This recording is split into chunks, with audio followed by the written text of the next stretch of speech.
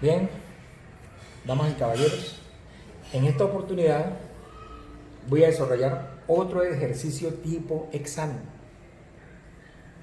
para que ustedes lo asimilen. Tienen la, tienen la potestad de verlo las veces que sean necesarios hasta que lo entiendan. No es para que se lo aprendan de memoria, sino para que ustedes miren la lógica del problema, la lógica de cómo atacarlo, cómo atacar el problema y poderlo resolverlo. Bueno, nuestro problema es el siguiente.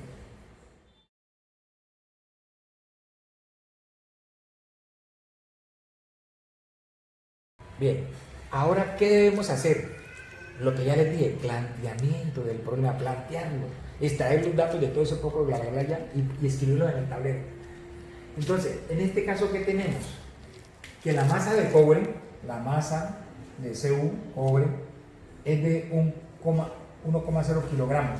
De una vez podemos poner 1000 gramos, porque ya sabemos que debemos llevarlo a gramos y ya sabemos la forma de convertir kilogramos a gramos. Entonces, la temperatura inicial del cobre es de 100 grados centígrados.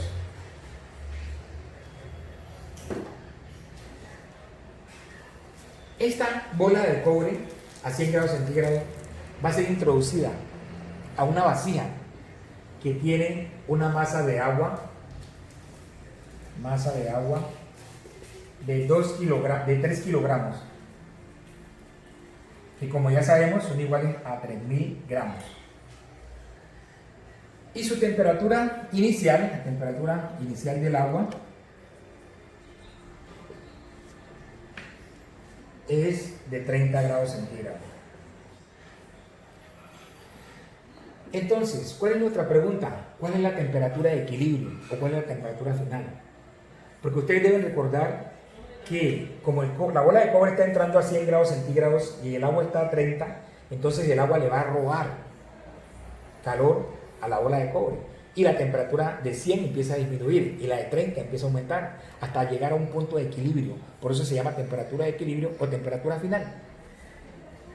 Esa es la pregunta. ¿Cuál es la temperatura final?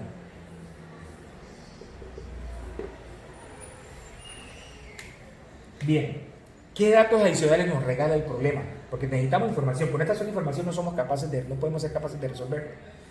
Pero hay otra información adicional, que son los calores específicos, tanto del cobre como del agua. Entonces lo escribimos. Calor específico del cobre, se supe del cobre, es igual a 0,385 Joule, gramos a la menos 1, grados centígrados a la menos 1. Y el calor específico del agua es igual a 4,184 Joule o julios, recuerden, por grado centígrado. Hay una ley universal, la ley universal de la conservación de la energía, que nos enseña: la energía no se crea ni se destruye, simplemente se transforma. Es decir, que la energía que está involucrada en este proceso no se va a destruir. En este caso, y por eso se llama este tipo de problema calor ganado y calor perdido, una sustancia va a perder calor y otra sustancia lo va a ganar. Entonces, al plantear la ley de la conservación de la energía, la escribimos con esta ecuación: calor ganado, Q ganado, es igual a menos Q perdido. ¿Por qué el signo menos de Q? ¿Por qué este signo menos de Q? Para que el calor al final nos dé positivo, porque el calor en estos casos no puede ser negativo. Entonces, este signo menos se introduce para igualar las dos cantidades con el mismo signo, porque ellas quedan igualadas en cantidades, pero no con signo. Y obviamente que nos tiene que dar, digamos, 20 igual a 20, no 20 igual a menos 20, por decirlo así, sino 20 igual a 20 positivo. Entonces, este signo menos que introducimos aquí nos la iguala. Ahora, recordamos también que nuestra forma general para cada uno de ellos es Q ganado por el agua, o si queremos podemos poner Q del agua únicamente, debe ser igual a la masa del agua por el C sub P del agua por el delta T del agua.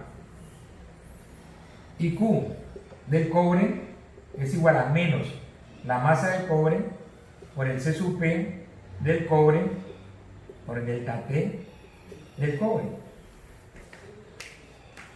¿Qué pasa ahora con esas dos ecuaciones? Pues simplemente las igualamos para que cumplan la ley de la conservación de la energía.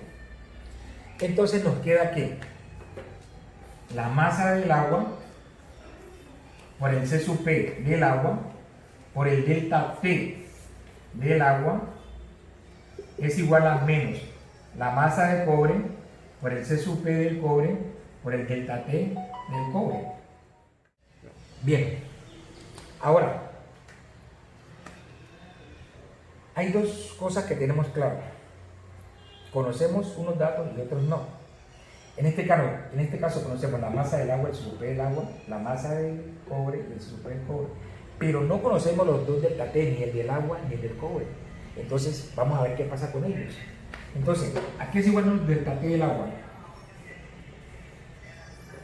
A la temperatura final menos la temperatura inicial del agua. ¿A qué es igual el delta T del cobre? A la temperatura final menos la temperatura inicial del cobre. Si reemplazamos por sus respectivos valores,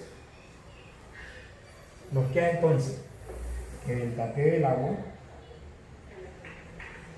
es igual a la temperatura final, que no la conocemos, menos la temperatura inicial del agua, que sabemos que es 30 grados centígrados. Y el delta T del cobre es igual a la temperatura final, que tampoco la conocemos, precisamente esa es la que nos están preguntando, menos la temperatura inicial del cobre, que son 100 grados centígrados. Ahora esos datos los reemplazamos en nuestras dos ecuaciones para cada uno de los calores y hacemos las operaciones indicadas, despejamos T final y esa es nuestra respuesta. Entonces, ¿cómo nos queda? La masa del agua, que son 3.000 gramos.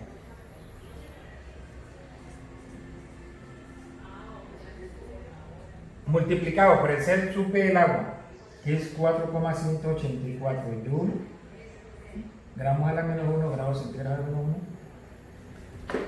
por paréntesis T final menos 30 grados centígrados. Menos 30, llamémoslo menos 30. Esto debe ser igual, esta ecuación debe ser igual a menos la masa de cobre, que son 1000 gramos, por el C sub P del cobre, que es 0,385 joule, gramos a la menos 1 por grados centígrados menos 1, por la temperatura final menos la temperatura inicial del cobre, que son 100 grados centígrados. 100. Bien, entonces miren, ¿qué nos queda ahora? Convertir toda esta expresión que está ahí en una ecuación con una sola incógnita. Obviamente nuestra incógnita es T de su F o temperatura final. Y para obtener esa ecuación, ¿qué hacemos? Multiplicamos 3000 por 4,184. Ese valor, eso me da un valor, lo multiplico por TF. El valor anterior que me dio la multiplicación, lo multiplico por 30.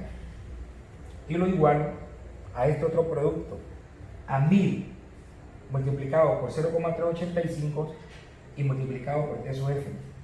Y este otro valor de este producto lo multiplico por 100. Entonces, me va a quedar al final una ecuación que voy a despejar,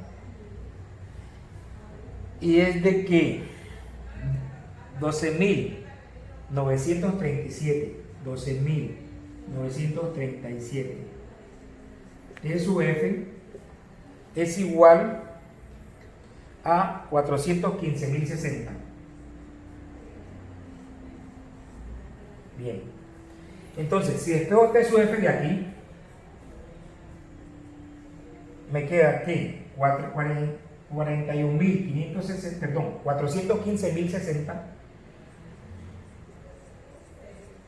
dividido entre 12.000 937 es igual a 3208 grados centígrados, que es nuestra temperatura final, y esa es la respuesta que estamos buscando.